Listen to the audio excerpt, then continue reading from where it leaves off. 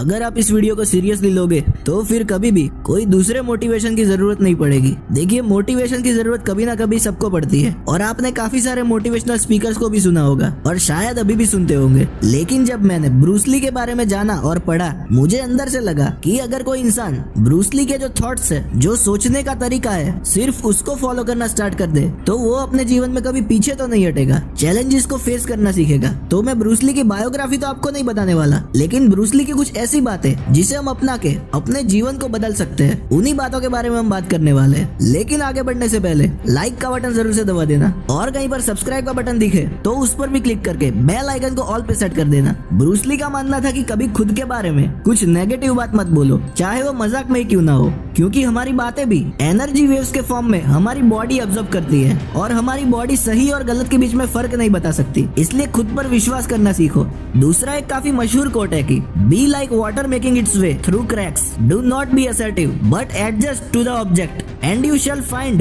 a way around or through it. If nothing within you stays rigid, outward things will disclose themselves. Simple भाषा में इसका मतलब ये है कि आप अपने आने वाली प्रॉब्लम्स या आगे आप जो भी काम करने वाले हो, उसके लिए पहले से ही अपने माइंड में कोई फिक्स थॉट बना के मत रखो कि ऐसा होने वाला है, क्योंकि जरूरी नहीं है कि वैसा ही होगा जैसा आपने सोचा होगा। वो टाइम आने पर कुछ भी हो सकता है। तो हर मुश्किल के लिए पहले से तैयार रहो। जैसे पानी को किसी भी बर्तन में रखो, उसका आकार ले लेता है, वैसे आप भी कोई प्रॉब्लम आए तो उस हिसाब से एक्ट किया करो, ना कि उस हिसाब से जैसा आपने पहले से माइंडसेट बना के रखा है। इसी कोट से रिलेटेड ब्रूस ली ने एक और बात कही थी कि like everyone else you want to learn the way to win but never to accept the way to lose, to accept defeat, to learn to die is to liberated from it.